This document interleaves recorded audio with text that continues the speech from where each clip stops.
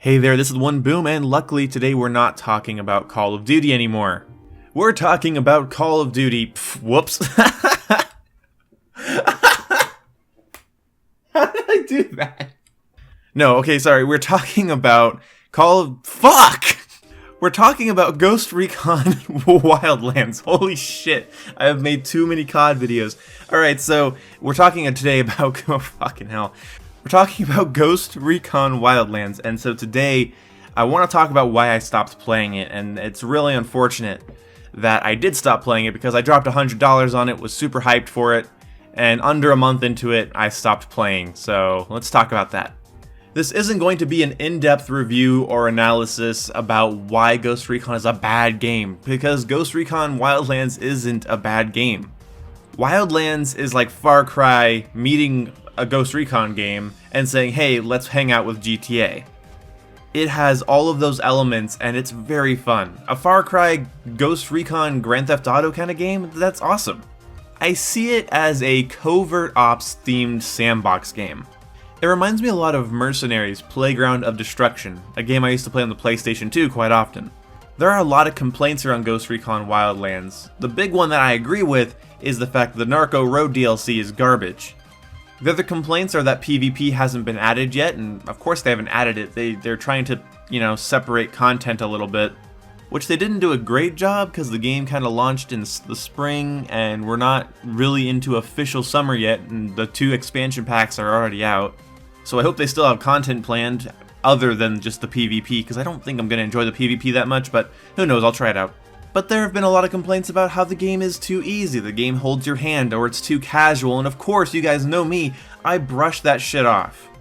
If you're going to review a game or look at a game critically, and your first go-to opinion is it's too casual, then you're just the type of gamer that doesn't enjoy casual or arcade-like experiences, so the game won't be good to you. This is not my preference of military shooter, therefore it's a bad military shooter. It's a bad way to look at things. And you get a lot of YouTubers and a lot of people saying that it is a bad game because of these things, and it's never ever in the context of it's not my type of game, or this is why I don't play it. Those types of people believe if the game is too easy, is too casual, is too arcadey, then it's bad. I personally think Ghost Recon Wildlands is a ton of fun. Yes, it has easy elements, but it also has parts of it, even if you play on a low difficulty, it can still be very difficult. Sneaking past certain enemies, completing certain missions, sneaking into certain bases, taking on wave after wave of Unidad with no ammo crates around, it's challenging. It's not a hardcore milsim experience, but a game doesn't have to be good. A military game doesn't have to be a hardcore, super realistic, high skill level game to be good. I don't know why anybody would buy an open world Ubisoft game expecting it to basically be Arma, but whatever. But those aren't really my complaints with the game. I have 2 major complaints, and these are the big factors that went into me just quitting it pretty much. First things first, the enemies are boring, and this is a big thing. When you have a game that's all PvE, where you're killing AIs, they have to be fun to kill.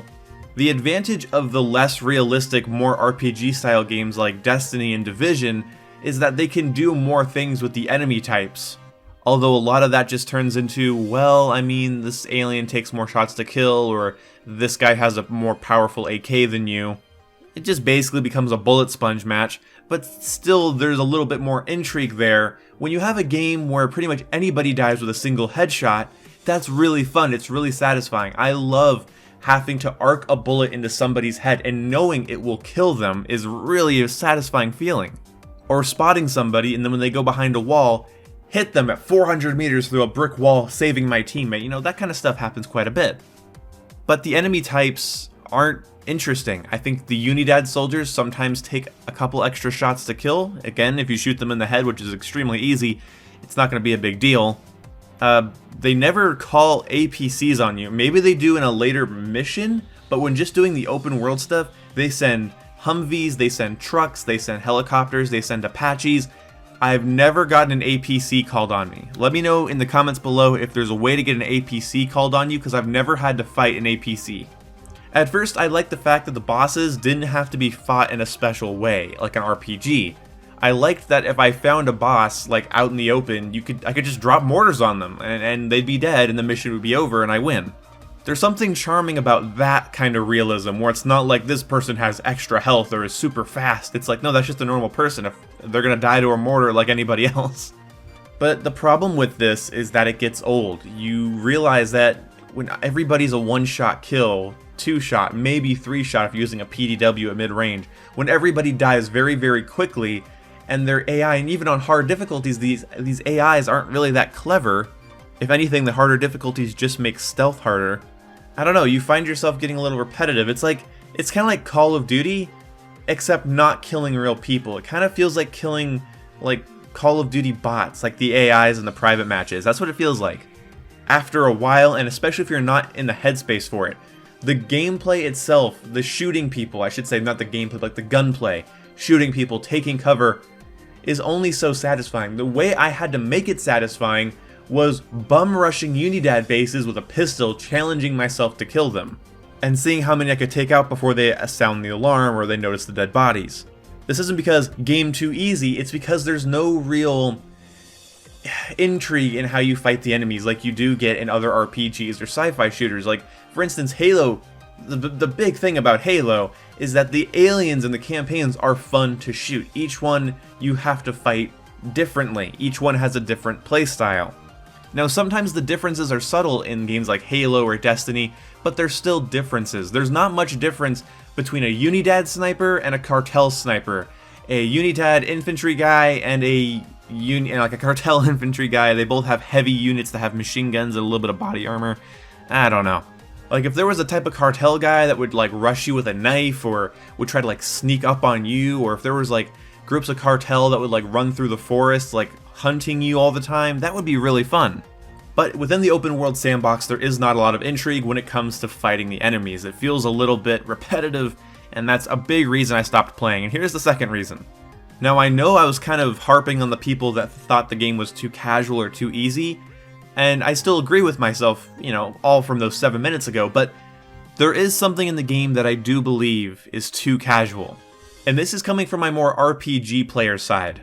The fact that to find a weapon, all you need to do is go to the province, get the intel, select weapons and equipment, or accessories, and it tells you where all of the guns are, not a general location of where you might find them, not a hint. It tells you the exact room to get the gun. The game would be more intriguing if, to find weapons, you had to talk to civilians, and the civilian would say something like, oh, up in the hills, up in the north there, I've heard the Cartel hides weapons, and if you go up there, there's like 2 machine guns you can find. Something like that would be very interesting. Or when you interrogate a Cartel officer, you could say, hey, where do you keep your weapons? And he could say, oh, in the parking lot of this mansion, we keep our guns in the trunks. Take one, and that's where you find an AK, or something along those lines would be really cool. Knowing exactly where everything is just feels like a chore. It's like, okay, we got this machine gun, okay, now let's go get this assault rifle, let's go get this skill point, let's go get this attachment, let's go get this scope. It gets annoying. Because at first I was like, hey, new gun, oh, hey, new gun, and then I stopped getting them, I stopped grabbing them, because there was no search for it, there was no grind for it. This detracted a lot from the experience of exploring this massive open world. Now, I don't think they should have made the guns impossible to find, but have some guns that are marked on the map, have some guns that require hints from other people to find them, and then have some guns that are completely random that you just have to find. Like, up on a hill, there's a shack, and in the shack there's a hunting rifle, and you get to keep it. That would be cool. And the fact that they added like a musket and a Bren, I think it's a Bren light machine gun. Anyway, they added some weapons that have to be purchased, and I kind of get a little irritated with that. They added a lot of micro DLC into this game. But I found myself having guns marked on my map and then just choosing to not go to them. That's weird. I chose not to go to them because I didn't just want to have all the guns all at once, have all the attachments all at once, and get really burnt out really quickly. I feel like the way the bosses and the missions are laid out is fine. And I like goofing around the sandbox. The gameplay you're seeing here is me getting chased by helicopters and fighting off Unidad, and I had a lot of fun getting this gameplay. Because although there isn't a lot of variety or intrigue with the enemy types, it's still fun to shoot them. It's still fun to hold off like a building while they're attacking it.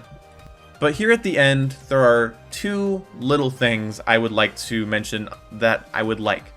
And you might not like me for this, but I wish there was a first-person option. I just wish there was a first-person option, because navigating the inside of buildings is really frustrating in third person to me. Also, if this game would have had destructible buildings or some like shacks that can be knocked down, or telephone poles you can like crash into like towers and stuff, I would have enjoyed it a lot more. I got a little bit bored, and I realized what was missing from that Mercenaries feel was that in Mercenaries you could just knock down skyscrapers with C4. I know it's not that kind of game, but it would be cool if you could at least like knock over a sniper tower or like blow up a small building in a small town or something. I don't know. I just want to mention those two things here at the end. Those are also things that would have probably made the game more intriguing to me, to have a first-person option and to, you know, be able to knock down buildings. But to wrap this video up, I think Ghost Recon Wildlands is a fun game. It's a fun, military-themed sandbox. I enjoy it. It just couldn't get me to stay long run. It just couldn't get my attention as long as I wanted it to have my attention. And if you want to get players to sink their time into an open world game, hide some things from them, keep some things from them. That adds intrigue. I'd probably still be playing the game a lot if I knew there, for instance, there was an ACR or an L85 that I just didn't know where it was and I had to go find it. That would be really cool. I would hunt high and low for that shit. And that's a really good way to use your open world. Especially a world that's as big as fucking Bolivia. So anyway, I hope you guys enjoyed this video. Let me know what you think of Ghost Recon Wildlands down in the comment section below. Did you buy it? Did it look stupid to you? Did this video make you hate it more? Or do you disagree with me entirely? Let me know down in the comment section below. And I'd love to hear from you, as long as you keep it concise, consistent, coherent, and cooperative, and communistic. C words.